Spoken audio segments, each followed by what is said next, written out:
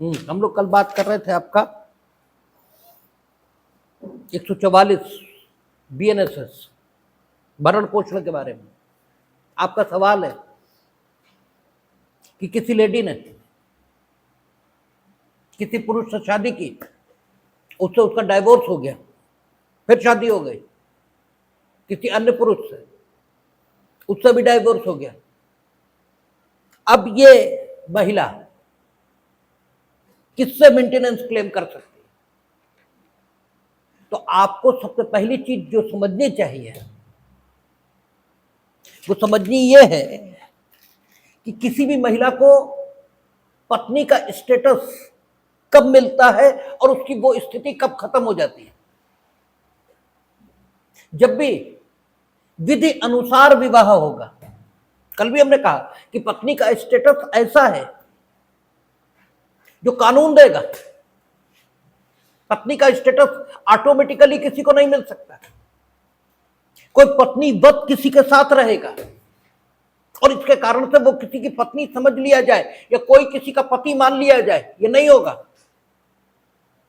आप पत्नी वत लाखों समय, लाखों वर्षों रहते रहिए, यद्यपि लाखों वर्षों किसी की उम्र नहीं होती, लेकिन एक अतिशयोक्तिपूर्ण वर्णन, एक हाइपोथेटिकल कॉन्सेप्ट ये हम दे रहे हैं कि आप युगों रहिएगा किंतु पत्नी की हैसियत कभी नहीं मिलेगी। ये कानूनी हैसियत है। आपको जानना चाहिए कि कौन सी हैसियतें कानूनी है और कौन सी हैसियतें प्राकृतिक। आपकी व्यक्ति की हैसियत ये भी कानूनी हैसियत है। आप व्यक्ति के तौर पर कानून की नजर में हो सकता व्यक्ति न हो, जैसे दिवालिया कानून की नजर में व्यक्ति नहीं है, अवयस्क कानून की नजर में व्यक्ति नहीं है, विकृतचित्त कानून की नजर में व्यक्ति नहीं है। तो कुछ कानूनी हैसियत है और वो कानूनी आपको देगा, और जब कानून वो हैसियत देगा आपको तभी वो हैसियत आपको मिलेगी और तभी उस हैसियत में जो अधिकार और कर्तव्य आप पर अधिरोपित किए जा सकते हैं वे अधिकार और कर्तव्य आपको हासिल होंगे। और कानून किसी व्यक्ति की कोई हैसियत ये खत्म भी कर सकता है। आपको कानून पत्नी की हैसियत ये देगा और जो विवाह विच्छेद संबंधी कानून है वे आपकी पत्नी की हैसियत समाप्त भी कर देंगे। दो व्यक्ति जो परस्पर विवाह से संबंधित वे तभी तक पति और पत्नी माने जाएंगे जब तक कि उनके बीच विवाह विद्यमान है। जैसे ही विवाह विखंडित हुआ अब वे उतने ही अनजान स्त्री और पुरुष हैं जितने वे विवाह से पूर्व थे, क्योंकि विवाह जो उन्हें परस्पर संबंधित कर रहा था वो खत्म हो चुका है। तो अब बड़ी सीधी बात है, एक स्त्री जिसका विवाह मिस्टर ए से हुआ, विवाह खत्म हो गया, अब मिस्टर ए से उसका संबंधी क्या बचा? उसका कोई संबंधी नहीं मिस्टर ए से। अब तो उसका संबंध उससे है जिससे वो पुनः विवाहित हुई, और यदि उससे भी डाइवोर्स हो गया तो अन्य उद्देश्यों के लिए अब वो स्त्री उसकी भी पत्नी नहीं बची। किंतु जहां तक 144 BNSS का सवाल है तो आपका इसका जो सबसेक्शन 1 है उसका जो स्पष्टीकरण है वो कहता है इस अध्याय के प्रयोजनों के लिए पत्नी के अंतर्गत ऐसी महिला भी है जिसके पति ने उससे विवाह विच्छेद कर लिया है। तो विवाह विच्छेद से पूर्व उसका पति कौन था? वो पुरुष तो नहीं था, ठीक है, जिससे उसका पूर्व में ही विवाह विच्छेद हो चुका है, क्योंकि वो उसका पति ये तो बचा ही कहां। वो तो विवाह विच्छेद के बाद दूसरे से विवाहित हो गई। अब ये जो दूसरा है, इस पति से विवाह विच्छेद हुआ ना, तो अगर ये डाइवोर्सी महिला के तौर पर धारा 144 बीएनएसएस इसमें मेंटेनेंस क्लेम करती है, तो ये मेंटेनेंस किससे मिलना चाहिए? उस पति से जिससे विवाह विच्छेद इसका अभी अभी हुआ, क्योंकि पति से विवाह विच्छेद, पति शब्द का प्रयोग हुआ, और पति शब्द अब दूसरे हस्बैंड के साथ ही प्रयोग हो सकता है, पहले वाले के साथ तो हो ही नहीं सकता। इसलिए एकदम क्लियर है कि अगर इस महिला को मेंटेनेंस चाहिए तो ये उस पति से लेगी जिससे विवाह विच्छेद इसका पति के तौर पर अभी अभी हुआ है। इसलिए ये दूसरे पति से मेंटेनेंस की अधिकारिणी होगी। अब एक प्रश्न बचता है कि मुस्लिम वुमेन्स जिनका तलाक होने पर अधिकारों के संरक्षण हेतु राजीव गांधी ने एक कानून पास किया और यह कहा कि इद्दत की अवधि के बाद किसी मुस्लिम वुमन को अगर मेंटेनेंस चाहिए तो प्रथमतः उनसे लेगी जिन्हें उसके मरने के बाद उसकी संपत्ति न्यागत होगी, यानी उसकी जो प्रॉपर्टी होगी वो जिनके पास जाएगी। और ऐसे करके एक सीरीज दी, और सीरीज देने के बाद यह कहा कि अंततः अगर कोई नहीं है तो वक्फ बोर्ड उससे मेंटेनेंस क्लेम करेगी। और ये एक्ट कब बना? जब शाहबानो के मामले में कोर्ट ने शाहबानो को मेंटेनेंस अवार्ड किया, और जो मुस्लिम पुरुष थे, हमें बोलने में कतई कोई संकोच नहीं होता है, खूब बोलते हैं क्योंकि हमें कोई डर नहीं लगता। डर को संकोच का है बात का, जो किया है वो बोलेंगे। जब मुस्लिम पुरुषों के सामने भारत सरकार ने घुटने टेके और ये एक्ट पास किया, और इस एक्ट के माध्यम से डिसइंटाइटल कर दिया मुस्लिम वुमेन्स को, और यह कहा कि मुस्लिम वुमेन तलाक यदि होता है और तलाक के उपरांत उनकी मेहर की राशि जो उन्हें दे दी जाती है, तो फिर इद्दत की अवधि तक सिर्फ मेंटेनेंस पति देगा, उसके बाद नहीं देगा। इस प्रकार का एक्ट ये पास हुआ। अब प्रश्न उठा कि इस एक्ट के पास हो जाने के बाद क्या 125 सीआरपीसी या 144 बीएनएसएस इसके अंतर्गत मुस्लिम महिला भी मेंटेनेंस मांग सकती है या नहीं? यह प्रश्न फिर गया। किसमें? Daniel Latifi versus Union of India. इसमें अर्थान्वयन का सवाल उठा। जो ये मुस्लिम वुमेन्स के तलाक होने पर उनके अधिकारों के संरक्षण के लिए या उनके अधिकारों के संरक्षण के नाम पर जो ये एक्ट पास किया गया था, इसकी कॉन्स्टिट्यूशनलिटी और इसकी, ठीक है, धारा 3 क्या कहती है, उसके अर्थान्वयन का सवाल उठा।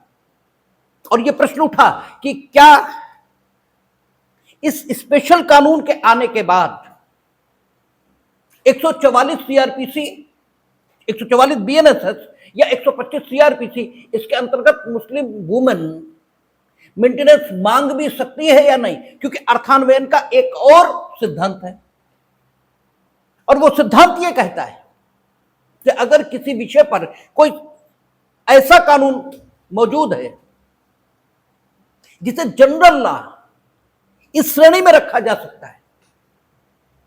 जैसे एविडेंस एक्ट है, वो ये बताता है कि कोई भी डॉक्यूमेंट हो उसको साबित कैसे करेंगे। ठीक है, तो जो एविडेंस एक्ट है वो प्रत्येक डॉक्यूमेंट को साबित करने की प्रक्रिया बताता है, इसलिए एविडेंस एक्ट को एक जनरल लॉ कहा जाएगा दस्तावेजों को साबित करने के संबंध में। लेकिन मान लीजिए वसीयत, विल, ये दस्तावेज है, लेकिन ये विशेष प्रकार की एक दस्तावेज है, और जो वसीयत है वो इंडियन सक्सेशन एक्ट इसके अंतर्गत लिखी जाती है। तो उसे साबित करने के संबंध में इंडियन सक्सेशन एक्ट उसमें व्यवस्था दी गई है। तो अर्थान्वयन का सिद्धांत है कि अगर कोई सामान्य कानून किसी विषय पर मौजूद है और उसी विषय पर लागू होने के लिए अगर कोई स्पेशल लॉ ये बना दिया जाता है, तो फिर स्पेशल लॉ जिस सिचुएशन को ध्यान में रखकर बनाया गया है उस सिचुएशन के उत्पन्न होने पर वही स्पेशल लॉ लागू होगा, जनरल लॉ लागू नहीं होगा। यानी अगर वसीयत को साबित करना है तो एविडेंस एक्ट की व्यवस्था के मुताबिक नहीं, बल्कि इंडियन सक्सेशन एक्ट की व्यवस्था के मुताबिक साबित करना होगा। यह अर्थान्वयन का सामान्य सिद्धांत है। अब सवाल यह है कि पूर्व में 125 सीआरपीसी और वर्तमान में 144 बीएनएसएस ये पत्नी के मेंटेनेंस के विषय पर सामान्य कानून है। यद्यपि पत्नी, मुस्लिम, हिंदू कुछ नहीं लिखा, और देश का संविधान धर्मनिरपेक्ष, तो पत्नी का मतलब कोई पत्नी यह हुआ। लेकिन चूंकि मुस्लिम वुमेन्स के संबंध में स्पेशल लॉ आ गया, तो क्या इस स्पेशल लॉ के आने के बाद 144 बीएनएसएस जो पूर्व में 125 सीआरपीसी थे उसके अंतर्गत मुस्लिम वुमेन्स डिसइंटाइटल हो गई? प्रश्न यह था। तब अर्थान्वयन किया गया और न्यायालय ने अपनी अर्थान्वयन की जो शक्ति है उसका विधायक इस्तेमाल किया, उसका पॉजिटिव इस्तेमाल किया, और न्यायालय ने कहा कि इस अधिनियम, ये जो अधिनियम पारित किया गया, इसकी धारा 3(1)(a) यह कहती है कि यदि मुस्लिम पुरुष ने इद्दत की अवधि तक मेंटेनेंस दिया है और फिर महिला के भरण पोषण के लिए एक रिजु यानी न्यायोचित राशि का उपबंध कर दिया है, ठीक है, तो वो मेंटेनेंस यहां नहीं पाएगी। ये नहीं लिखा है कि मेंटेनेंस इसी अधिनियम में पाएगी, 144, 125 में नहीं पाएगी, बल्कि यह लिखा है कि अगर मेंटेनेंस प्रॉपर आपने दे दिया, अगर आपने इतना मेंटेनेंस दे दिया इद्दत की अवधि में कि फ्यूचर में उसकी जो मेंटेनेंस संबंधी जरूरतें हैं वो उस राशि से पूरी हो सकती हैं, नाउ यू आर, ठीक है, तब आप के विरुद्ध 144 या 125 सीआरपीसी में मेंटेनेंस नहीं मांगा जा सकता। लेकिन इतना भला कोई मुस्लिम पुरुष होता नहीं, ठीक है, इतना भला थोड़ी होता है कि इद्दत की अवधि के दौरान वो जो मेंटेनेंस दे वो फ्यूचर मेंटेनेंस की जरूरतों को पूरा करने लायक राशि उस समय दे दे, इतना भला तो कोई होता ही नहीं। तो उन्होंने कहा कि अगर इतना नहीं दिया है तो शी विल नॉट बी डिसइंटाइटेड, क्योंकि ये इस सिचुएशन को लागू हो रहा है कि जब आपने इद्दत की अवधि के दौरान इतना सफिशिएंट अमाउंट दे दिया जो न सिर्फ इद्दत की अवधि बल्कि जो भविष्य है, जब तक वो शादी न करे क्योंकि दूसरी शादी कर ले तब तो ठीक है, उस पुरुष का दायित्व हो गया, क्योंकि अब वो दूसरे पुरुष की पत्नी हो गई। फिर वही बात आ गई कि पत्नी, संतान और माता पिता, इनका भरण पोषण करने के लिए आप बाध्य हैं। तो जब तक रीमैरिज नहीं होती तब तक मेंटेनेंस वो पा सके इतना सफिशिएंट राशि, इतनी प्रचुर मात्रा में अगर धनराशि आपने दे दी है तो 144 या 125 सीआरपीसी जो पूर्व में है उसके अंतर्गत मुस्लिम महिला भरण पोषण की अधिकारिणी नहीं होगी। और ऐसी स्थिति मिलना ये लगभग असंभव है। जैसे हम लोगों ने हिंदू लॉ पर बात की थी, जब हिंदू सक्सेशन एक्ट की बात कर रहे थे तो अब तो 2004 में अमेंड कर दिया, लेकिन 2004 से पूर्व जब देखते थे हम लोग तो वहां धारा 6 थी जो सहदायिकी के संबंध में उत्तराधिकार संबंधी नियमों को प्रतिपादित करती थी। और वो ये कहती थी कि अगर कोई हिंदू पुरुष मरा और उसके उत्तराधिकारियों में कोई महिला नहीं है तो उसकी सहदायिकी की जो संपत्ति है वह दाय भाग या मिताक्षरा इसके द्वारा निर्धारित पद्धति से न्यागत होगी। किंतु अगर कोई हिंदू पुरुष मरा और उसकी उत्तराधिकारियों में कोई महिला आ गई, कोई महिला,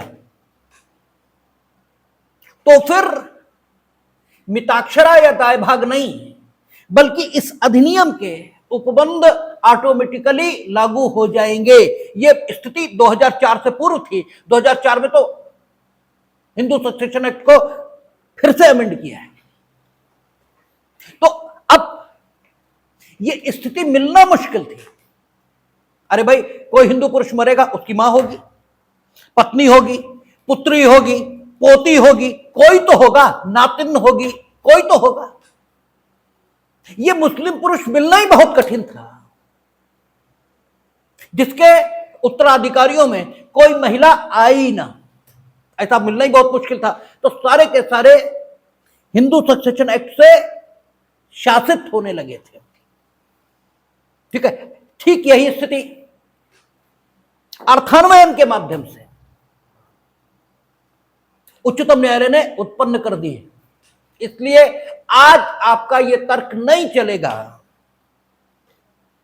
कि मुस्लिम महिला 144 बीएनएसएस या पूर्व में 125 सीआरपीसी के अंतर्गत मेंटेनेंस की अधिकारिणी नहीं है, यह नहीं कहा जा सकता, क्योंकि 31A उस अधिनियम की, इसका जो अर्थान्वयन किया है सुप्रीम कोर्ट ने, उस अर्थान्वयन में यह कहा कि इद्दत की अवधि, इसके दौरान इतनी प्रचुर धनराशि अगर आपने दे दी है कि उसकी भविष्य की जो मेंटेनेंस की जरूरतें हैं जो इद्दत की अवधि के बाद होंगी वो भी पूरी हो सकती हैं, तो आप मेंटेनेंस के देने के लिए 144 या 125 में बाध्य नहीं है। और यह स्थिति हमें तो नहीं लगता कि 1 लाख मामलों में भी मिलेगी। ये स्थिति मिलेगी ही नहीं, और जब मिलेगी नहीं तो मुस्लिम महिला आज भी 144 बीएनएसएस या पूर्व में 125 सीआरपीसी इसके अंतर्गत मेंटेनेंस की अधिकारिणी रही है। ठीक है, तो अब आप देखें कि मेंटेनेंस पाने के लिए फर्स्ट ऑफ ऑल जो क्लेम कर रहा है मेंटेनेंस को, उसे साबित करना होगा कि या तो वो पत्नी है, और पत्नी का मतलब लीगली वेडेड वाइफ। हां, ये ठीक है कि यहां वेडिंग का जो सबूत देना है उसका लेवल इतना ज्यादा नहीं है जितना ज्यादा तब होता है जब आपके ऊपर द्विविवाह करने का आरोप लगाया गया होगा। क्योंकि द्विविवाह यह अपराध है, और अपराध इसके लिए हम किसी को दंडित केवल तब करेंगे जब युक्ति युक्त संदेहों के परे मामला साबित हो जाए। और हमने आपसे कई बार चर्चा की है, जब युक्ति युक्त संदेहों के परे कोई तथ्य आपकी जानकारी में होता है तो आप क्या कहते हैं? आप कहते हैं ऐसा है। और जब आपको 1% ही सही अगर किसी तथ्य के होने में कोई संदेह होता है तो आप ये कहते हैं हमें ऐसा लगता है कि ऐसा है। तब आप ये नहीं कहते कि ऐसा है। इसीलिए साबित शब्द की जो परिभाषा भारतीय साक्ष्य अधिनियम में दी है उसमें दोनों बातें कही हैं। उसमें कहा है कि साबित हुआ ये तब कहा जाता है जब दिए गए साक्ष्य के आधार पर एक सामान्य प्रज्ञा का, यानी एक सामान्य बुद्धि का मनुष्य यह विश्वास करे कि अमुक तथ्यों का अस्तित्व रहा होगा, या यह विश्वास करे कि अमुक तथ्यों का अस्तित्व है। और यह शब्द कार्यवाहियों की प्रकृति दो प्रकार की होने के कारण उपयोग किए गए। कार्यवाहियों की प्रकृति दो प्रकार की है, एक दीवानी और दूसरी दंडिक। दीवानी मामलों में जो सबूत का स्तर है, यानी चीजें साबित हो गई, उसके लिए मापदंड साबित शब्द के अर्थान्वयन में जो पहले शब्द विधायिका के द्वारा इस्तेमाल हुए हैं उनका प्रयोग करते हैं। पहले शब्द कौन से? कि तथ्य साबित हुए, ये कहा जाता है जबकि दिए गए साक्ष्य के आधार पर एक सामान्य बुद्धि के मनुष्य को यह प्रतीत हो कि तथ्यों का अस्तित्व रहा होगा। ये शब्द जो साबित हुआ, इस शब्द के अर्थान्वयन में विधायिका ने उपयोग किए। ये किन मामलों के लिए? दीवानी मामलों के लिए, दांडिक मामलों के लिए। साबित हुआ इस शब्दावली में जो लेटर शब्दों का इस्तेमाल है कि जब दिए गए साक्ष्य के आधार पर किसी सामान्य बुद्धि के मनुष्य को यह लगना प्रारंभ हो कि ऐसा है, अर्थात जब मामला युक्त संदेहों के परे साबित हो, क्योंकि ऐसा है यह आपको लगेगा कब? जब आपको वैसा होने में 1% संदेह भी न रह जाए, तभी तो आप कहेंगे ऐसा है। इसलिए ऐसा बोला जाता है कि दांडिक मामलों में चीजों को साबित तब मानते हैं जबकि तथ्यों के होने में युक्त संदेहों के परे भी कोई संदेह बकाया न रह जाए। ठीक है ना? यह शब्दावली लिखी नहीं है एविडेंस एक्ट में। यह यूं कहें कि इन शब्दों में नहीं लिखी है जिन शब्दों में बोली जाती है, यद्यपि लिखी है क्योंकि जो लिखा है उसका अर्थ यही है, इसलिए लिखा तो है, लेकिन समझना पड़ेगा तब वो लिखा हुआ दिखेगा, अन्यथा आपको लिखा हुआ दिखेगा नहीं। ठीक है ना? तो आपका अगर द्विविवाह के लिए दंडित करना है, और हमने आपसे चर्चा में यह भी कहा कि यह सिर्फ कानून की स्थिति नहीं है, आपके घरों में भी जब घर वाले आपको किसी बात पर डांटना या मारना चाहते हैं तब वो आपकी गलती को ठीक से एनालाइज करते हैं और ये कहते हैं कि जब 100% दिखाई देगा कि आपने ही किया तभी डांट पड़ती है, और जब तक 1% भी घर वालों को संदेह रहता है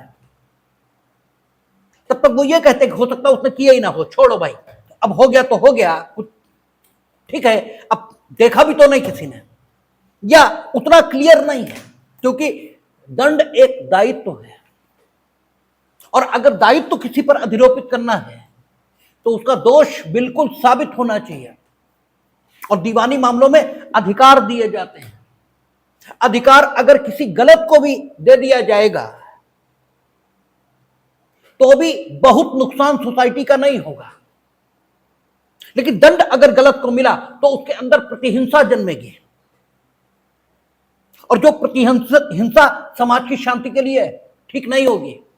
इसलिए दांडिक मामलों में सबूत का स्तर कठोर है।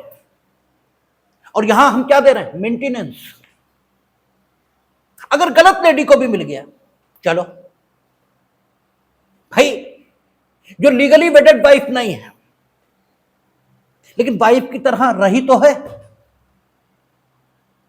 ठीक है, चलो हमने मान लिया वो लीगली वेडेड नहीं है लेकिन वाइफ की तरह रही तो है। अगर उसे भी मिल गया तो गलत क्या हो गया? लेकिन अगर किसी ने दूसरी शादी नहीं की और फिर उसे दूसरी शादी के लिए दंड मिल गया, ये ज्यादा गलत बात है। इसलिए द्विविवाह के मामलों में विवाह का जो सबूत है वो जिस लेवल का चाहिए उस लेवल का साक्ष्य यहां नहीं चाहिए। यहां प्राइमा फेसी, प्रथम दृष्टया ऐसा लगता है कि ये पति पत्नी होंगे। लंबे समय से उन्हें पति पत्नी की तरह ट्रीट किया जा रहा था उनके परिचितों के द्वारा। यद्यपि उनके बीच विवाह था या नहीं था इसकी जानकारी किसी को नहीं थी, तो भी वह स्त्री जो ऐसी जोड़ी में पत्नी के रूप में दर्शित है उसे भी मेंटेनेंस मिल जाएगा। यहां सबूत उस लेवल का नहीं चाहिए। लेकिन अगर यह साबित हुआ कि पत्नी नहीं है, यह भी तो साबित हो सकता है। अगर यह साबित हुआ पत्नी नहीं है या इतना सबूत भी नहीं मिला कि 4-6 लोग भी उन्हें पति पत्नी मानते हों, हर आदमी कह रहा है लिव इन में है, तो फिर ऐसी लेडी यहां पत्नी की हैसियत में मेंटेनेंस नहीं पाएगी। यानी पत्नी होने का कुछ सबूत ये तो हो, क्योंकि पत्नी को दिलाना चाहती है विधायिका मेंटेनेंस, और विधायिका की ये इच्छा स्पष्टीकरण से और क्लियर हो रही है। क्योंकि स्पष्टीकरण किसका होता है? बात का। और बात कहां लिखी? सेक्शन में। भाई विधायिका की जो बात है वो कहां लिखी? सेक्शन में। एक्सप्लेनेशन किसका है? सेक्शन का। तो आप एक्सप्लेनेशन को इन आइसोलेशन नहीं पढ़ सकते, उसे सेक्शन से जोड़कर पढ़ना होगा। और वो कहता पत्नी, और एक्सप्लेनेशन में कहता है कि पत्नी के अंतर्गत ऐसी महिला भी है जिसका अपने पति से विवाह विच्छेद हो गया है। पति आएगा कैसे? आएगा तो मैरिज से। विवाह विच्छेद किससे होगा? पति से। लिव इन में कोई विवाह विच्छेद का कॉन्सेप्ट ये तो है ही नहीं। वहां तो आप जब तक निभी बाकी जयराम जी के। और हमने कहा ना कि सोसाइटी को हवा में नहीं देखा जा सकता। हम बड़ी बड़ी बातें करके अपने को भुलावे में नहीं रख सकते। जो स्थिति है उसी के मुताबिक हमें सोचना होगा। अब लिव इन एक तथ्य है, लिव इन एक फैक्ट है। यहां ये भले ही ना दिखता हो, लेकिन आप मेट्रोज में जाएंगे तो ये फैक्ट आपको खूब दिखाई देगा, और इसके पीछे कुछ है भी नहीं। लिव इन में रहने वाले लोग कोई बहुत अल्ट्रा मॉडर्न है, वो कोई चंद्रमा पर पहुंच गया ऐसा कतई नहीं है। वो निहायत असंतोषी, निहायत ही भिखारी टाइप के लोग हैं जिन्होंने डिग्रियां प्राप्त की हैं। घर वालों को यह बताया है कि अब तो साहब हम चंद्रमा से तारे ही तोड़ लेंगे, अब तो हमें पैकेज मिलेगा 20 लाख का, और पैकेज नहीं मिल रहा 5,000 का। तो अब दिल्ली वहां रहे कैसे, क्योंकि वहां तो मकान की कीमत ही बहुत ज्यादा है, किराया ही बहुत ज्यादा है। इसमें से लिव इन का कॉन्सेप्ट आ रहा है, क्योंकि पैसे ही नहीं है अलग रहने के लिए। इसमें से पैदा हो रहा है लिव इन का कॉन्सेप्ट, और कहीं नहीं हो रहा। लेकिन फिर भी एक फैक्ट ये तो है, तो फैक्ट जब है तो उसे रेगुलराइज करने के लिए कानून लाना पड़ेगा। इसलिए डोमेस्टिक वायलेंस ये लाए, क्योंकि यहां तो पत्नी इसी को मिलेगा। ये ठीक है कि पत्नी साबित करने के लिए जो सबूत चाहिए वो उस लेवल का नहीं चाहिए जिस लेवल का तब चाहिए होता जब हम द्विविवाह के लिए किसी को दंडित ये करना चाहते, तब तो हमें प्रत्यक्ष साक्ष्य यही चाहिए होता जो ये कहता कि मेरे सामने इजाब हुआ, मेरे सामने कबूल हुआ, मेरे सामने सप्तपदी ये हुई, तब तो ये चाहिए। लेकिन यहां सिर्फ इतने से ही काम चल जाएगा कि 4 लोग तो आए जो ये कहें कि साहब हमने इन्हें पति पत्नी के रूप में देखा है और व्यवहार करते देखा है। लोग इस महिला से इस पुरुष की पत्नी के तौर पर संबोधन करते थे। भाई पति के कोई दोस्त भी होंगे और पति के दोस्त उस महिला को अगर वो संबोधन दे रहे हैं जो उस पुरुष की पत्नी को देंगे, वो संबोधन भाभी हो सकता है, बहन जी हो सकता है, कोई हो सकता है, लेकिन अगर वो संबोधन दे रहे थे और उस पुरुष की उपस्थिति में दे रहे थे और वो पुरुष कोई आपत्ति नहीं कर रहा था या उसके घर वाले कोई आपत्ति नहीं कर रहे थे, तो फिर यह साबित हुआ कि ये इसकी पत्नी है। बस इतना ही सबूत यहां पत्नी होने का पर्याप्त है। लेकिन पत्नी चाहिए, ऐसा नहीं है कि यहां उस महिला को मेंटेनेंस मिल जाएगा जो पत्नी नहीं है। तो फर्स्ट ऑफ ऑल क्या होना चाहिए मेंटेनेंस पाने के लिए? पत्नी, संतान या माता पिता की हैसियत होनी चाहिए। दूसरी जरूरत, you must be enable to maintain yourself. आपको अपना भरण पोषण करने में असमर्थ यह होना चाहिए, क्योंकि प्रथमतः अपना भरण पोषण करने की जिम्मेदारी सभी व्यक्तियों की व्यक्तिगत जिम्मेदारी है। भाई सामाजिक जिम्मेदारी या नातेदारों की जिम्मेदारी है, ये बाद में शुरू होती है। प्रथमतः तो आप ही जिम्मेदार हैं। तब तो पहले तो आप ही अपनी व्यक्तिगत जिम्मेदारी समझें कि आप खुद का भरण पोषण कम से कम औरों का न करें तो खुद का तो करें। लेकिन इफ यू आर अनेबल, और अनेबल यानी अक्षम है, असमर्थ है, इस शब्द को एनालाइज करना पड़ेगा। असमर्थता ये ऐसी फैक्ट सिचुएशन का नाम है जिसका निवारण ये आप नहीं कर सकते। अगर फैक्ट सिचुएशन ऐसी है जिसका निवारण आप खुद कर सकते हैं तो आप असमर्थ हैं, यह नहीं कहा जा सकता। ठीक है, आप आलसी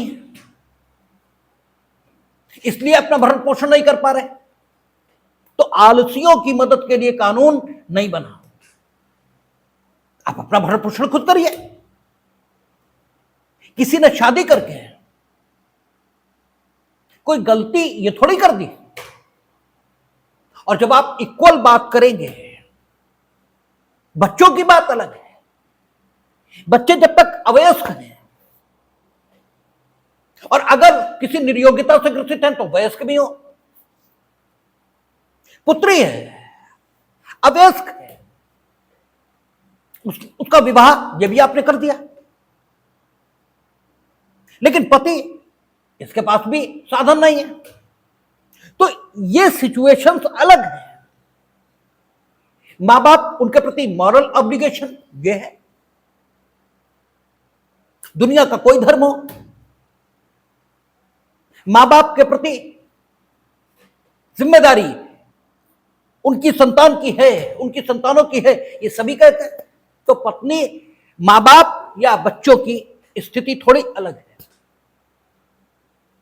लेकिन फिर भी अगर वो अपने को मेंटेन करने में असमर्थ हैं, तभी दूसरों की जिम्मेदारी शुरू होगी, अदरवाइज दूसरों की जिम्मेदारी शुरू नहीं होती। और जहां तक पत्नी की बात है तो वहां भी। लेकिन असमर्थ कब माना जाए, ये देखना पड़ेगा। एक हम असमर्थ तब मानेंगे किसी को जब वो दसियों दिनों से भूखा है, उसके कपड़े फट गए, उसके पास चलने तक की सामर्थ्य नहीं बची, तब आप कहेंगे वो अपने को मेंटेन करने में असमर्थ है। या तब भी उसे मेंटेन करने में असमर्थ माना जा सकता है जब ये स्थिति तो नहीं है कि कपड़े फटे हैं, 10 दिन से खाना नहीं मिला है, लेकिन सुविधापूर्वक बिना किसी की सहायता के अपने ही स्रोतों से वो अपने लिए भरण पोषण प्राप्त कर पा रहा हो, ऐसी दशा नहीं है। पत्नी भूखी नहीं है, मान लिया। मां बाप भूखे नहीं है, मान लिया। लेकिन भाई की जिम्मेदारी तो नहीं है, मां बाप की जिम्मेदारी तो नहीं है। वो मां बाप अगर उसकी जिम्मेदारी उठा रहे हैं तो मजबूरी है ना, इसलिए उठा रहे। एक डिग्निटीफुल लाइफ किसे कहेंगे? एक पत्नी के रूप में डिग्निटीफुल लाइफ उसे कहेंगे जब पति भरण पोषण दे। कहते भी हैं जो घरेलू लाइफ है कि अगर पति कुछ नहीं कमा रहा तो पत्नी का वो सम्मान नहीं हो सकता घर में जो होना चाहिए। तो पत्नी का सम्मान तो तभी होगा जब पति भरण पोषण दे, ठीक है ना। It is the moral obligation. और जब हम लोग हिंदू लॉ पढ़ेंगे तो देखेंगे सुप्रीम कोर्ट ने कहा ही यही है कि आपकी पत्नी वो बनी ही तब जब you have made a 7 secret promises. हम लोगों में 7 वचन ये दिए जाते हैं, ठीक है। जब शादी होती है हमारे यहां तो 7 पवित्र वचन हैं, वो पति को देने पड़ते हैं। हमारे यहां पत्नी का स्थान वामांग में माना गया है, बाईं तरफ। तो वो आप शादी अगर हिंदू विवाह को देखेंगे तो पता ये लगेगा पूरी पद्धति चलती रहेगी, पत्नी दाहिनी तरफ रहेगी। वो वामांग होगी ही तब जब 7 सेक्रेट प्रोमिसेस आप कर लेंगे, 7 पवित्र वचन ये आप दे देंगे, तब वो वामांग आएगी, तब वो पत्नी हुई, उससे पहले नहीं हुई। तो ये it is your moral legal responsibility that you must maintain. अगर वो अपने रिलेटिव से मेंटेनेंस पा भी रही है तो भी ये नहीं कह सकते कि she is able to maintain herself. अगर मान लीजिए पढ़ी लिखी, अगर मान लीजिए पैसा पैदा कर रही है, तो हो सकता है, तब भी हो सकता है कह रहा हूं,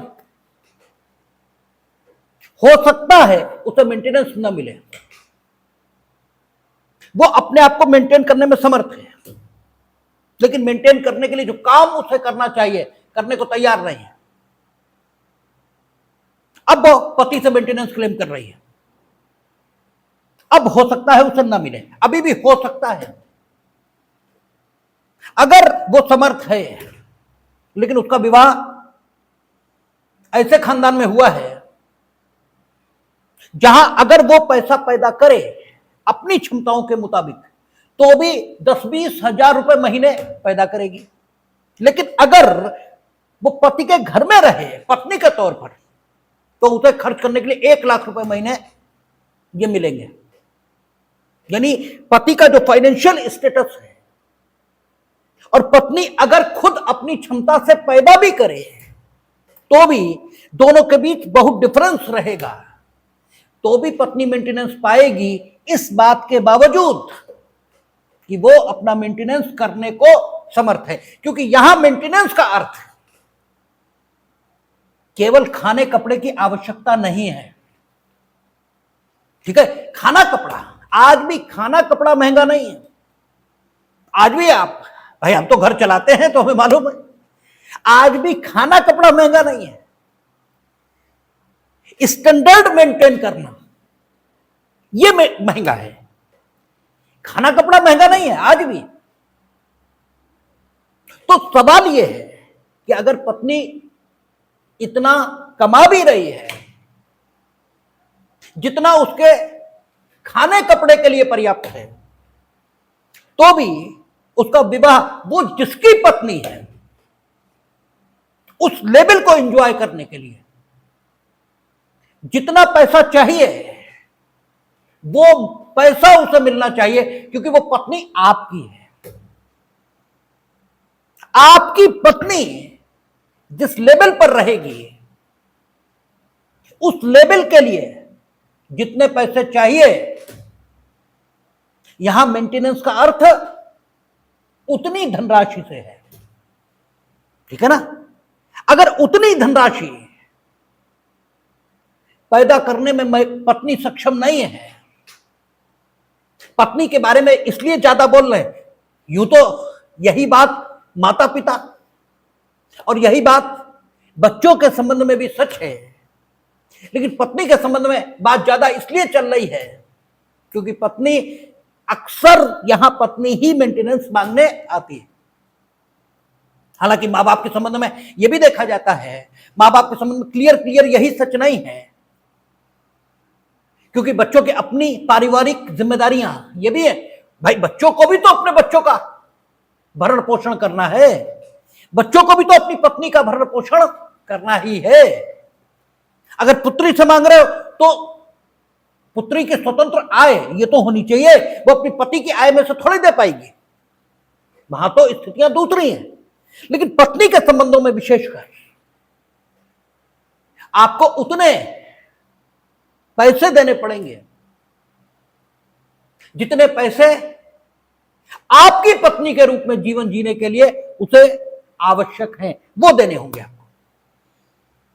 इसलिए कई बार वहां आता है मसला, उन्होंने कहा कि ये तो टीचर हैं या ये तो नौकरी कर रहे हैं, तो भी मिलेगा, तो भी मिलेगा। यदि टीचर के रूप में उसकी तनख्वाह उतनी नहीं है जितना आपकी पत्नी के रूप में रहती है तो मिलता, तो वो जो डिफरेंस आएगा वो डिफरेंस यानी फुल मेंटेनेंस की अधिकारिणी नहीं होगी, लेकिन उस डिफरेंस की अधिकारिणी फिर भी होगी। और अनेबल टू मेंटेन हरसेल्फ, चाहे बच्चों के संबंध में हो, चाहे मां बाप के संबंध में हो और चाहे पत्नी के संबंध में, अनेबल टू मेंटेन हरसेल्फ यही माना जाएगा कि अगर अपने साधनों से सम्मान पूर्वक वह अपने को मेंटेन नहीं कर सकती उस रूप में जिस रूप में वह आपकी पत्नी के रूप में उसका मेंटेनेंस होता, तो फिर मेंटेनेंस की अधिकारिणी वो है। और इस रूप में देखेंगे तो अगर जो औद्योगिक घराने हैं या जो फिल्म स्टार्स हैं उनकी पत्नियां अगर मेंटेनेंस क्लेम करें तो वो बहुत ज्यादा बंधेगा, और अगर एक सामान्य व्यक्ति की पत्नी क्लेम करे तो कम मेंटेनेंस की राशि आएगी, ठीक है ना। तो अनेबल टू मेंटेन हरसेल्फ होना चाहिए। दूसरा, जिससे मेंटेनेंस मांगा वो कैसा होना चाहिए, पर्याप्त साधनों वाला व्यक्ति, ठीक है ना। 125 सबसेक्शन 1 या 144 सबसेक्शन 1 किन बातों का जवाब दे रहा है, मेंटेनेंस कौन मांग सकता है, पत्नी, बच्चे, मां बाप। मां बाप में कौन कौन शामिल, एडॉप्टिव मदर एंड फादर, यद्यपि नहीं लिखे, सौतेली मां, सौतेला पिता नहीं, सौतेली मां भी, यदि उसके अपने कोई बच्चे नहीं हैं वो भी शामिल है, उसे भी देंगे आप। बच्चों से मेंटेनेंस मां बाप क्लेम कर पाएंगे, और मां बाप जब बच्चों से क्लेम करेंगे तो स्त्री और पुरुष यानी पुत्री और पुत्र इसका कोई भेद नहीं होगा। लेकिन पुत्री अगर खुद अनेबल टू मेंटेन हरसेल्फ है, यानी पति की आय पर ही आश्रित है, तो मेंटेनेंस नहीं मिलेगा। ठीक है ना, तब काय को मिले भाई। अच्छा, अगर मां के साथ बच्चे रह रहे हैं और पति से झगड़ा है तो भी पति ही देगा मेंटेनेंस। ठीक है ना, मां के साथ बच्चे रह रहे हैं, हां मां सक्षम है और उतनी ही सक्षम है कि अगर पिता के साथ भी, यानी अपने पति के साथ भी रहती तो भी उसका जो स्तर होता उतना ही पैसा वो पैदा कर रही, तब बात अलग है। अगर वो खुद को मेंटेन भी कर पा रही है, बच्चे को नहीं कर पा रही, तो भी पति देगा। ठीक है, तो कौन मेंटेनेंस मांग सकता है? ये बात कब मांग सकता है? जब वो अनेबल टू मेंटेन हरसेल्फ हो। ठीक है ना, अनेबल टू मेंटेन हरसेल्फ कब माना जाएगा? जब वो अपने साधनों से सम्मान पूर्वक मेंटेनेंस अर्जित न कर पा रहा हो। बच्चों में शामिल कौन कौन माना जाएगा? धर्मज अधर्मज दोनों। कब तक शामिल माने जाएंगे? वयस्कता की आयु तक। लेकिन अगर किसी शारीरिक या मानसिक निर्योग्यता से ग्रसित हैं तो ताजिंदगी मतलब जब तक मां बाप जिंदा रहें, बाकी तो किससे मांगेंगे? ठीक है ना, तब तक। अगर पुत्री है तो भले ही विवाहित है, भले ही शारीरिक या मानसिक निर्योग्यता से ग्रसित है। ठीक है ना, पुत्री के विषय में विशेष बात।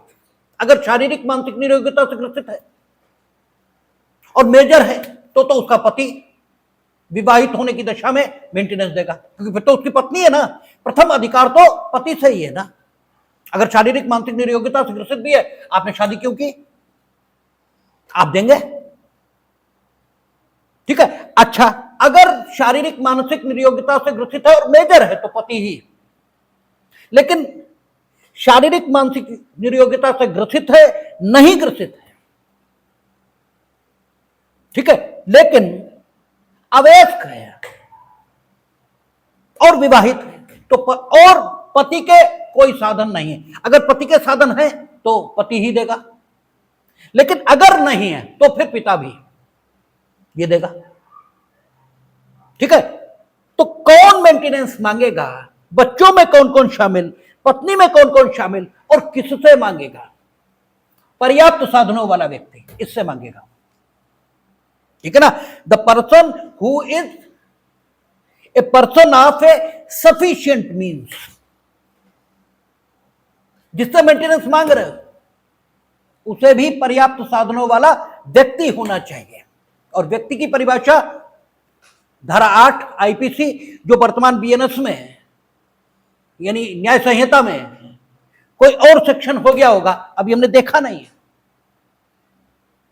तो लिंग उसके अंतर्गत स्त्री लिंग शब्द पुल्लिंग में शामिल माने जाएंगे। तो पर्याप्त साधनों वाला व्यक्ति, इसके अंतर्गत पुत्री, माता, ये भी शामिल मान लिए जाएंगे। पर्याप्त साधन कब माने जाएंगे? तो उसके पास कोई दुकान मकान आदि है, ये जरूरी नहीं। He has a capacity to earn, उसके पास आय उत्पन्न करने लायक शारीरिक और बौद्धिक क्षमता है, बस। He is a man of sufficient means, और उससे मेंटेनेंस क्लेम होगा। पत्नी के अंतर्गत वो महिला भी शामिल मानेंगे जिसके पास अब महिला ये हैसियत तो है, लेकिन अब पत्नी की हैसियत नहीं है। क्यों? उसका विवाह खत्म हो चुका है अपने पति के साथ। और इस महिला की हैसियत कब तक रहेगी? जब तक ये रीमैरिज नहीं करेगी। जब रीमैरिज कर लेगी, इसके पास हैसियत फिर पत्नी की आ जाएगी। ठीक है, फिर ये महिला कहां रही? फिर तो ये पत्नी हो गई, और फिर ये अपने पूर्व पति को छोड़कर जो वर्तमान पति है उससे मेंटेनेंस पाएगी। जब तक ये महिला बनी रहेगी तब तक इसे अपने विवाह विच्छिन्न पति से मेंटेनेंस पाने का हक होगा, इस तथ्य के बावजूद कि अब वो पति इसका पति नहीं है, अब वो पति इसके लिए पुरुष है। पुरुष और पति इसमें फर्क है, महिला और पत्नी इसमें फर्क है, लेकिन इसके बाद भी इसे मेंटेनेंस देना होगा, क्योंकि ये रेमेडियल नेचर के प्रोविजन है, ये बेनिफिशियल नेचर के प्रोविजन है, जो विशेषकर महिलाओं के संबंध में, बच्चों के संबंध में और मां बाप के संबंध में प्रावधान कर रहे हैं। और हमने कहा ना कि सोशल कॉन्टेक्स्ट जो होता है उसी के अनुसार कानून को देखा जाता है। सोशल कॉन्टेक्स्ट यही है कि महिलाएं आज भी खुद को मेंटेन करने में असमर्थ हैं, पुरुष नहीं है असमर्थ, इसलिए उनके संबंध में विशेष प्रावधान रखा गया कि भले ही अब उनकी पत्नी की हैसियत नहीं भी है तो भी उन्हें मेंटेनेंस देना पड़ेगा आपको, ठीक है ना। और साथ ही साथ एक काम और, एक बात और, कि आपका जब कोई काम करने का आपको परमानेंट हक है, एक बड़ी सीधी बात होती है, आपको एक काम हमेशा के लिए कर देने का हक है कि आप हमेशा के लिए वो काम कर सकते हो। यानी समय के दृष्टिकोण से देखें तो सदैव के लिए आपको एक काम करने का हक है। जब समय के दृष्टिकोण से सदैव के लिए आपको एक काम करने का हक है, तो एक निश्चित पॉइंट ऑफ टाइम तक के लिए भी आपको उस काम करने का हक है जो आपको सदैव के लिए काम करने का हक है। जैसे नियमित जमानत। नियमित जमानत का मतलब क्या हुआ? जब तक मुकदमा लंबित है, यानी जब तक डिसाइड नहीं हुआ, तब तक के लिए रेगुलर बेल दे देने का जिस न्यायालय को अधिकार है, उस न्यायालय को 3 दिन के लिए बेल देने का हक यह भी है, ये माना ही जाना चाहिए। अरे भाई, जब हम आपको जमानत दे सकते हैं तब तक के लिए, जब तक मुकदमा डिसाइड ना हो, यानी जब जमानत तब तक के लिए दी जाती है जब तक मुकदमा डिसाइड ना हो, तो इस जमानत का जो नाम है कचहरी में, इसे क्या बोलते हैं? रेगुलर बेल, नियमित जमानत। ये पहले कहां मिलती थी? सीआरपीसी के सेक्शन थे 437, 438 in case of non bailable offence. 438 में एंटीसिपेटरी डालते थे आप, 437 में मजिस्ट्रेट कोर्ट से मांगते थे, 439 में सेशन और हाई कोर्ट अपील में मांगते थे, 389 में, ठीक है। जब रिवीजन फाइल करते थे आप तो 398 या 399 था, 398 होगा संभवतः, उसमें मांगते थे। तो आप देखते थे कि आपको जमानत देने का हक था अंडर सेक्शन 389 सीआरपीसी, जब तक अपील डिसाइड ना हो जाए। आपको जमानत देने का अधिकार था 437, 439 में, जब तक मुकदमा डिसाइड ना हो जाए। तो अगर सरकारी वकील यह कह रहा है कि सर हमारे पास आज पेपर्स नहीं है, तो न्यायालय उसे पेपर मंगाने के लिए समय और आपको जब तक पेपर ना आ जाए तब तक के लिए बेल क्यों नहीं दे सकता? भाई एक सीधी बात है, जब हम आपको जमानत दे सकते हैं मुकदमे के निस्तारण तक के लिए, तो उससे कम अवधि जितनी मुकदमे के निस्तारण में लगनी है, उससे कम अवधि में पेपर्स आ जाएंगे, तो उतनी अवधि के लिए हम आपको जमानत क्यों नहीं दे सकते? यही प्रश्न उठा सुप्रीम कोर्ट के समक्ष, ठीक है। और किस मुकदमे में उठा? लाल कमलेंदु, इसमें उठा और इंटरिम बेल का कॉन्सेप्ट आया। अब कचहरियों में खूब मांगते हैं कि साहब तब तक के लिए हमें इंटरिम दे दी जाए, अंतरिम दे दी जाए। अंतरिम का मतलब है कि जो समय के दृष्टिकोण से सीमित है, यानी अगले डेट तक हो सकती है, ठीक है, अगले घंटे तक हो सकती है, जो समय के दृष्टिकोण से सीमित जमानत आपको दी गई उसे अंतरिम जमानत या इंटरिम बेल ये कहते हैं, ठीक है ना। तो ऐसे ही आपने मेंटेनेंस क्लेम कर दिया, अब आपको मेंटेनेंस तो तब मिलेगा जब आप ये साबित करो कि I am enable to maintain myself, ठीक है ना। इसके अलावा आप ये साबित करो कि हम पत्नी हैं, बच्चे हैं या मां बाप हैं, यानी अपनी हैसियत ये साबित करो। और तीसरी चीज साबित करो कि हम जिससे मेंटेनेंस मांग रहे हैं उसके पास पर्याप्त साधन हैं। और चौथी चीज साबित करो कि उसने हमें मेंटेन करने से इनकार किया है। अगर उसने इनकार नहीं किया, क्योंकि लिखा है, उसने कहा यदि पर्याप्त साधनों वाला कोई व्यक्ति, ठीक है ना, का, खा, गा और घा, और उसके बाद लिखा है भरण पोषण करने में उपेक्षा करता है या भरण पोषण करने से इनकार करता है, तो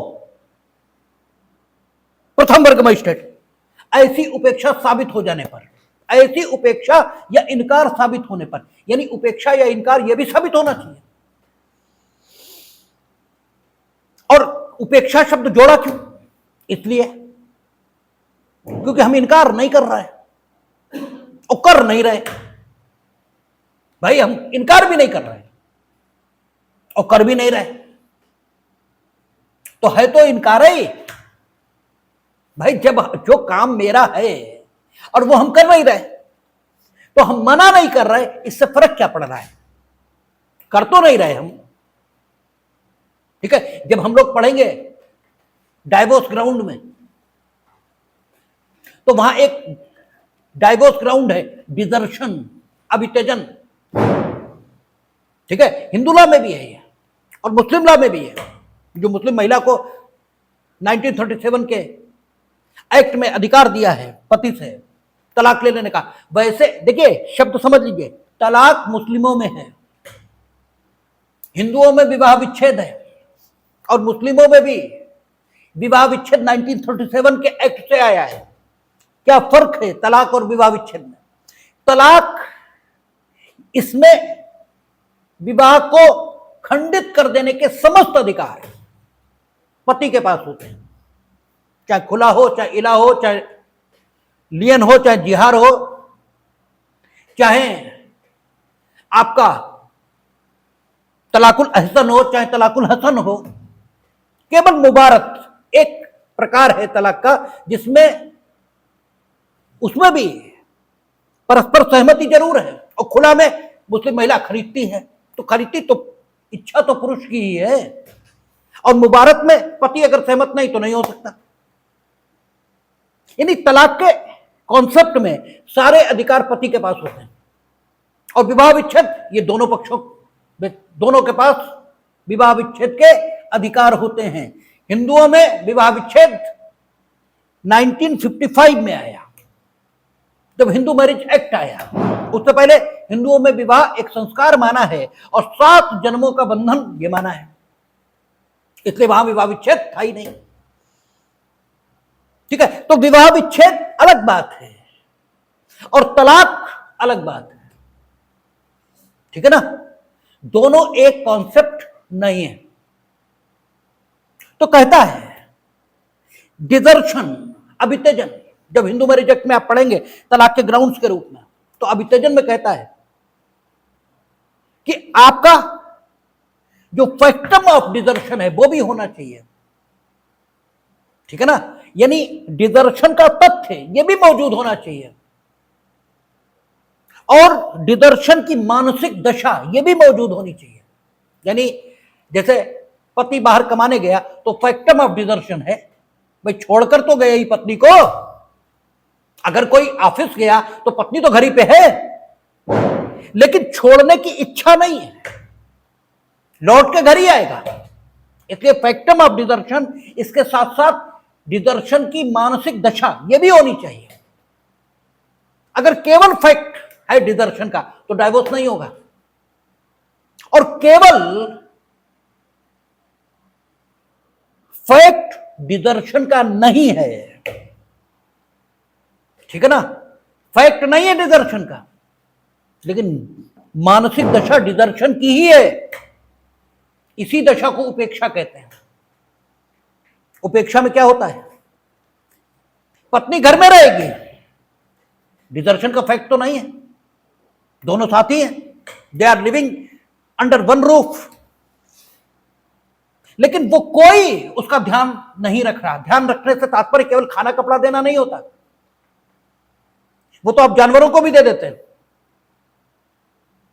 एक डिग्निटी फुल लाइफ पत्नी के तौर पर, पत्नी का अपना एक मालिकाना हक है सारी चीजों पर। You are not accepting that. तो जब आप वो एक्सेप्ट नहीं कर रहे हैं तो कोई भी, जिसे कहते हैं सेल्फ आत्मसम्मान रखने वाली महिला, सेल्फ रेस्पेक्ट रखने वाली महिला, ये आपके साथ क्यों रहेगी भाई? आप रोज गाली बकते हैं, बात बात पर अपमानित करते हैं, जो जरूरतें हैं खाने कपड़े की वो तो पूरी करते हैं, बाकी पत्नी के तौर पर कोई हक और वो नहीं है। इसी दशा को उपेक्षा कहा जाता है। यहां फैक्ट नहीं है डिजर्शन का, इसलिए हिंदू मैरिज एक्ट में देखेंगे डिजर्शन में स्पष्टीकरण लाए हैं और स्पष्टीकरण से जोड़ा है कि उपेक्षा को डिजर्शन माना जाएगा। ठीक है, उपेक्षा को डिजर्शन माना जाएगा। और यह भी कहा कि if you are not discharging the martial obligations then you are behaving in a negligent manner with your wife and she can claim the divorce। ठीक है ना? तो यहां अगर पत्नी को आप रेस्पेक्टफुल मैनर में नहीं रख पा रहे, कि मुस्लिम पुरुषों के साथ विशेष दशा है क्योंकि वे 4 शादियां कर सकते हैं और 4 शादियां करने पर वे बाइगेमी के दोषी भले ही ना हो, लेकिन प्रत्येक पत्नी उनसे मेंटेनेंस मांग सकती है 144 में, क्योंकि यह माना जाएगा आपने उपेक्षा की है। किसी भी रेस्पेक्टेबल या आत्मसम्मान रखने वाली महिला से यह अपेक्षा नहीं की जा सकती कि वो किसी ऐसी महिला के साथ, पति के साथ रहे जो उससे पत्नी की तरह संबंधित हो रही है। ये संभव नहीं है। ठीक है, ये रिश्ते निहायत पर्सनल हैं, इसमें व्यक्ति साझेदारी बर्दाश्त नहीं करता अपनी इच्छा से, अपनी इच्छा से नहीं करता, मजबूरी, और मजबूरी इसी का तो अंत करना है कानून से, इसलिए उपेक्षा या इनकार करता है। आप इनकार नहीं करते, लेकिन ऐसी दशा बनाए हुए हैं घर में। इनकार 2 तरीके से, एक व्यवहार से है और एक शब्दों से है।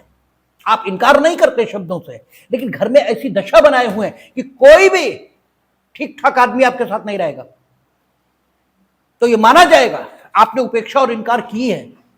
और फिर 144 बीएनएसएस में मेंटेनेंस के ऑर्डर्स होंगे। अच्छा, मानिए सेक्शन 9 हिंदू मैरिज एक्ट या मुस्लिमों में दाम्पत्य अधिकारों के प्रतिस्थापन की डिग्री यह पारित हो गई है पत्नी के खिलाफ, और पत्नी को आदेश हुआ है कि वह पति के साथ रहे और फिर भी पत्नी नहीं रह रही, क्या मेंटेनेंस मिलेगा?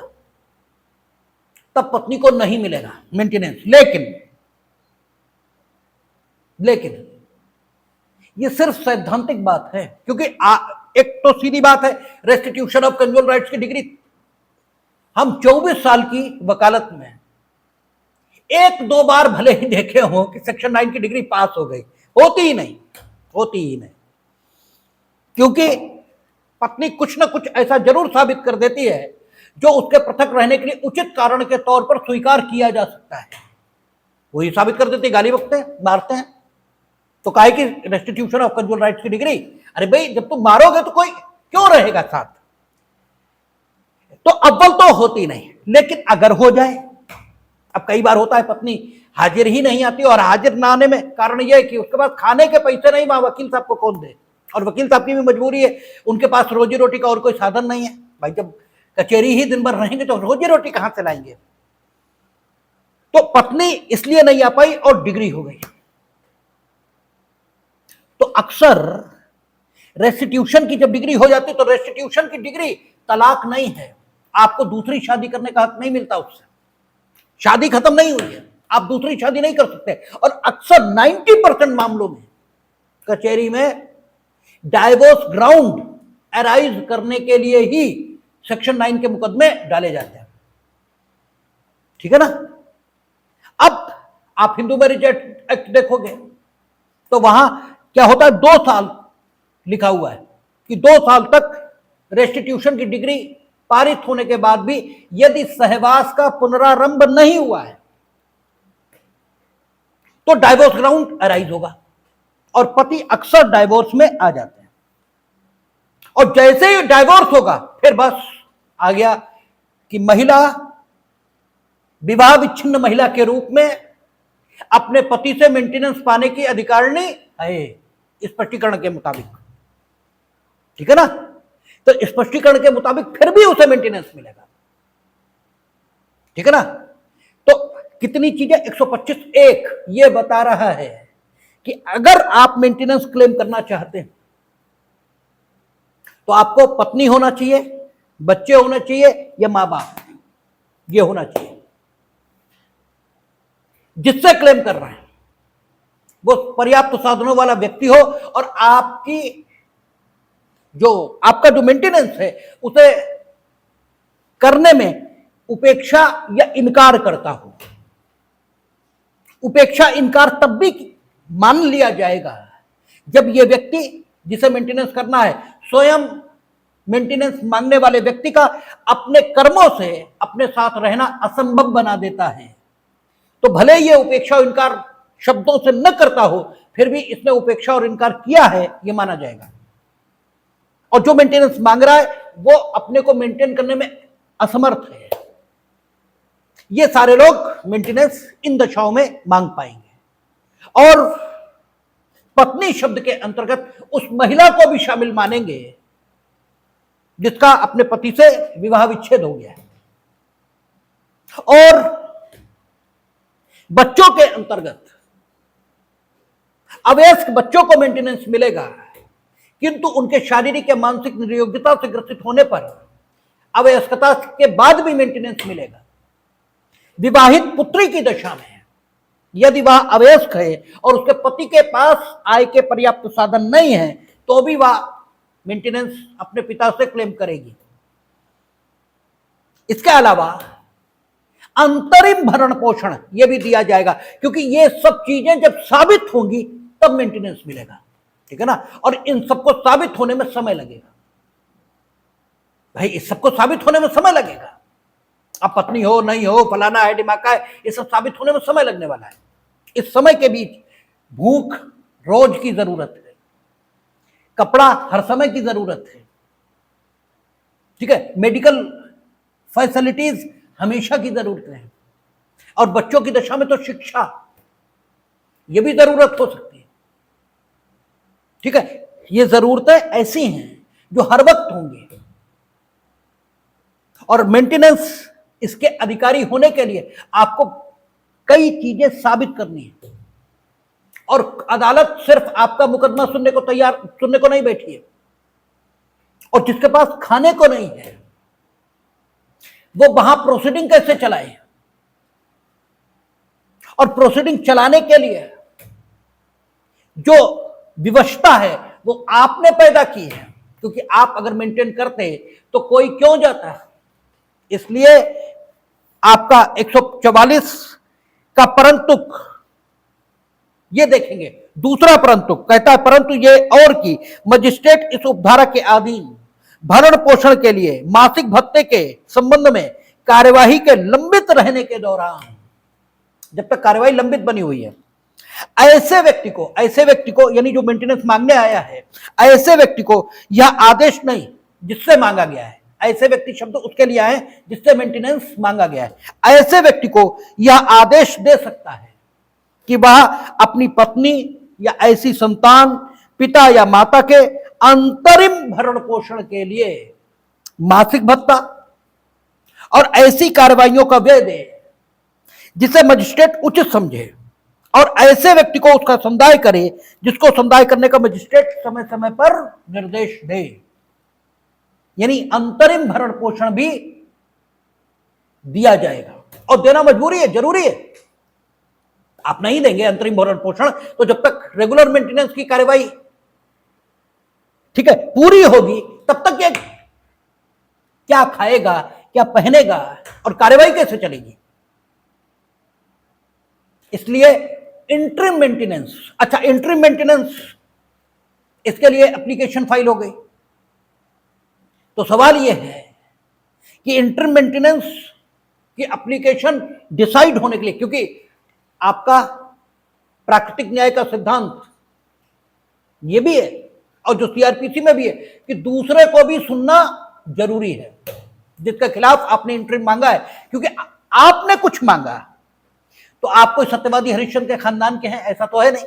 आप भी झूठे हो सकते हैं, आप झूठ बोल सकते हैं, हो सकता है अंत में आप रेगुलर मेंटेनेंस यही ना पाओ, ठीक है, ये भी तो हो सकता है, कुछ साबित ही ना कर पाओ, तो आपको इंटरिम क्यों दिया जाए। चलो इंटरिम की सुनवाई हम पहले कर रहे हैं, लेकिन इसका मतलब ये तो नहीं हुआ कि उस व्यक्ति को हम सुनेंगे ही नहीं, उसको भी तो सुना जाएगा, तो उसे सुनने के लिए समय दिया जाएगा। यानी इंटरिम मेंटेनेंस देने के लिए भी, कार्यवाहियों का व्यय देने के लिए भी दूसरे पक्ष को सुना जाना जरूरी है। अब दूसरे पक्ष को सुना जाना जरूरी है तो समय अगर असीमित दे दिया गया तो इंटरिम मेंटेनेंस संबंधी प्रोविजन बनाने का कोई मतलब बचेगा ही नहीं, फिर तो रेगुलर मेंटेनेंस जैसा हो गया। इसलिए एक और परंतुक इनेक्ट किया गया और यह लिखा कि परंतु यह भी कि दूसरे परंतुक के अधीन, यानी इंटरिम मेंटेनेंस अगर क्लेम हुआ है तो दूसरे परंतुक के अधीन भरण पोषण के लिए मासिक भत्ते और कार्यवाहियों के व्ययों का कोई आवेदन यथासंभव ऐसे व्यक्ति पर आवेदन की सूचना की तामील की तारीख से 60 दिन के भीतर निपटाया जाएगा। यानी जिससे रेगुलर मेंटेनेंस क्लेम हुआ है उस व्यक्ति पर इंटरिम मेंटेनेंस मांगा गया है, इसकी सूचना की तामील जिस दिन होगी, इसकी सूचना की तामील जिस दिन होगी उससे 60 दिन के भीतर ये इंटरिम मेंटेनेंस की एप्लीकेशन निपटाई जाएगी,